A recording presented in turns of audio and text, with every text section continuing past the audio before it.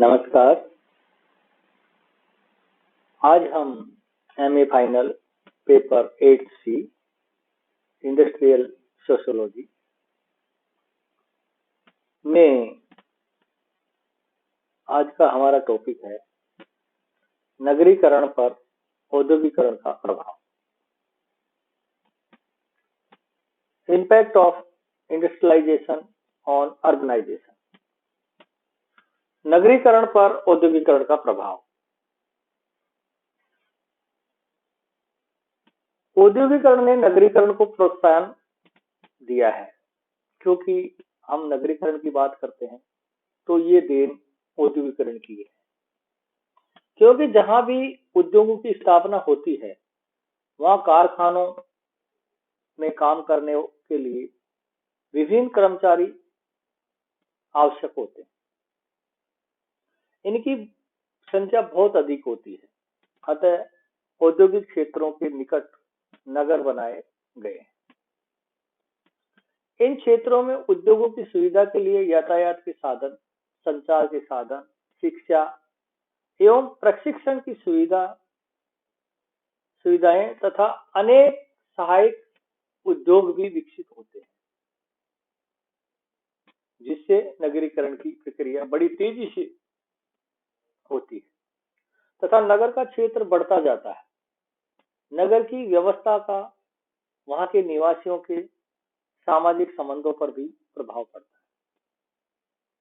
इसी प्रकार से लुई वर्थ ने इस सामाजिक संबंधों को ये निम्नलिखित प्रकार से स्पष्ट किया है। लुईस वर्थ ने इसमें जो नगरीकरण प्रभाव पड़ा उसमें जो संबंधों की बात करें तो द्वितीय संपर्कों की प्रमुखता। नगरीय समुदाय में व्यक्तियों में प्राथमिक संबंधों का अभाव पाया जाता है। उनमें द्वितीयक संपर्क ज्यादा होते हैं। संबंध व्यक्तिगत, घनिष्ठ, समग्र, व्यापक या स्वाभाविक एवं ऐच्छिक कम होते हैं तथा अवैयक्तिक, सतही, उपयोगितावादी, अल्पकालिक ज्यादा होते हैं। नगर के व्यक्तियों में गतिशीलता ज्यादा होती है, इससे वे अनेक व्यक्तियों के संपर्क में आ जाते हैं तथा नए लोगों से संपर्क स्थापित हो जाता है। एक दूसरे के संपर्क में आने पर सामान्य परिचय तो प्राप्त हो ही जाता है। नाम, पता, काम, शक्ल, सूरत आदि की जानकारी होती है, लेकिन ज्यादा जानकारी नहीं होने से संबंध केवल सतही होते हैं तथा कुछ काम तक ही सीमित रहते हैं। ये संबंध किसी विशेष मतलब या लाभ हानि के कारण बाजारू किस्म के होते हैं। नगरीय व्यवस्था में व्यक्ति का अधिकांश व्यवहार रुपयों, पैसों पर आधारित होता है तथा हर कार्य के लिए मुद्रा व्यय करने की आवश्यकता होती है। अतः व्यक्ति के सोचने समझने का तरीका बड़ा भिन्न होता है। वह हर बात को मौद्रिक रूप से नापता है। इससे व्यक्ति नगरों में दो प्रकार का जीवन व्यतीत करता है। घर में आत्मिक, घनिष्ठ, स्वाभाविक व्यवहार करता है, लेकिन घर के बाहर कारखानों या कार्यालयों या बाजार में अवैयक्तिक, संकोचपूर्ण व्यवहार करता है। नगरीय जीवन में द्वैतिक संबंधों के कारण किसी व्यक्ति की पहचान उसके द्वारा किए जाने वाले या किए जा सकने वाले कार्यों से ज्यादा होती है। तो इस प्रकार से उसमें प्राथमिक संबंध नहीं होकर और द्वैतिक संबंध स्थापित हो जाते हैं। दूसरे नंबर पर हम सामाजिक असमानता की बात करते हैं। नगर के निवासियों में सामान्यतः समानता नहीं होती, बल्कि असमानता होती है, क्योंकि उनमें वहां जो व्यक्ति होते हैं उन व्यक्तियों में अनेक आधार पर विषमता देखने को मिलती है। भाषा के आधार पर, धर्म के आधार पर, जाति, संस्कृति, आर्थिक स्थिति, सभ्य, असभ्य, स्वस्थ, रोगी आदि के आधार पर उनमें बड़ी भिन्नताएं होती है। नगर के वासियों को इन सब के संपर्क में आना पड़ता है। प्रारंभ में कुछ बुरा लगता है, लेकिन कुछ समय बाद वे ये सब देखने के मतलब अभ्यस्त हो जाते हैं तथा खराब और अरुचिकर व्यक्ति और परिस्थितियों को सहन करने लगते हैं। बाद में इन विषमताओं को सामान्य रूप से सहन करने लगते हैं। इन बातों के प्रति ज्यादा संवेदनशील नहीं रहते। इनके अतिरिक्त नगरों में अवैयक्तिक और द्वैतिक संबंध होते हैं, जहाँ घनिष्ठता और अपनत्व का अभाव होता है। व्यक्ति इस प्रकार के जीवन का भी अभ्यस्त हो जाता है। वो व्यक्ति बड़ा चालाक हो जाता है, उसमें एक तरीके से वो जैसा उसका माहौल होता है उस तरीके से ढलते हो जाता है। इसके बाद में तीसरा पॉइंट होता है द्वैतिक नियंत्रण की मुख्यता। प्राथमिक नियंत्रण तो ये होता है समाज का नियंत्रण, बड़े बुजुर्गों का नियंत्रण, अपनी संस्कृति का नियंत्रण, अपनी जाति का नियंत्रण, अपने धर्म का नियंत्रण। अब यहाँ पर द्वैतिक नियंत्रण की मुख्यता होती है। नगर के निवासी दो प्रकार का जीवन व्यतीत करते हैं, एक प्राथमिक संबंधों का अपने परिवार स्वजनों के मध्य, दूसरा द्वैतिक संबंधों का अपने घर से बाहर अजनबी और सामान्य परिचित वाले व्यक्ति। यदि किसी जगह उसके संबंध खराब होते हैं तो वह दूसरे के साथ रह सकता है। व्यक्ति उत्तरदायित्वपूर्ण व्यवहार करते हुए समाज के प्राथमिक नियंत्रण से बचकर निकल सकता है। नगर के जीवन में व्यक्ति के ऊपर समाज का प्राथमिक नियंत्रण प्रभावशाली नहीं रहता, अतः व्यक्ति की क्रियाओं पर आवश्यक नियंत्रण रखने के लिए सरकारी एवं अर्ध सरकारी कानून एवं नियम बनाए जाते हैं। सरकारी एवं अर्ध सरकारी प्रशासन एवं अधिकारी कानून के माध्यम से व्यक्ति की क्रियाओं एवं व्यवहार पर नियंत्रण रखते हैं। अतः नगरों में द्वैतिक नियंत्रण की अधिकता होती है, नगरों में प्राथमिक नियंत्रण की अधिकता नहीं होती। इसके बाद में व्यक्तिगत रुचियों के आधार पर बने समूह की अधिकता। इसमें जब व्यक्ति काम की तलाश में नगरों में जाता है और वहीं जाके बस जाता है तो उसकी व्यक्तिगत रुचियों के आधार पर बने समूह की अधिकता होती है।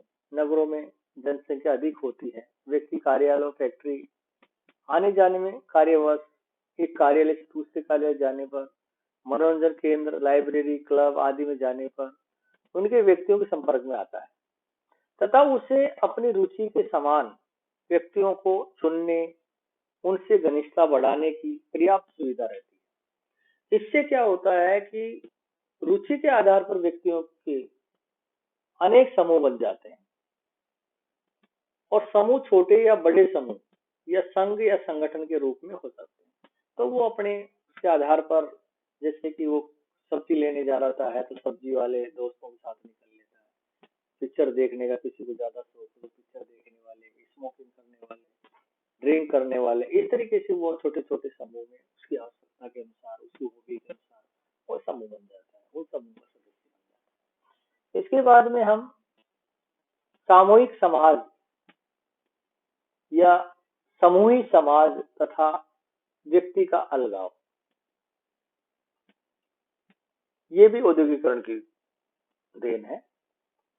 समूह समाज तथा व्यक्ति का अलगाव, ये औद्योगिक नगरों में या उद्योगों में या सहायक एवं छोटे उद्योगों में या सहायक सेवाओं में या राज्य के प्रशासनिक कार्यालयों आदि के विकास और विस्तार से जनसंख्या में बड़ी मात्रा में वृद्धि हुई। इससे व्यक्तियों में द्वैतिक संबंध होते हैं तथा उन पर नियंत्रण भी द्वैतिक रूप का होता है। व्यक्ति की गतिशीलता बहुत ज्यादा होती है, एक ऐच्छिक संघों की संख्या भी अधिक होती है। इसे नगरीय समुदाय समूही समाज का रूप ले लेता है। वह व्यक्ति को प्राथमिक समूह का अपनापन नहीं मिल पाता, परंपरागत सामाजिक नियम मूल्य नहीं मिलते, वे व्यक्तिक रूप से अकेलेपन तथा अलगाव की भावना से ग्रस्त रहता है। समूही समाज में व्यक्ति सामूहिक प्रचार से प्रभावित होता रहता है।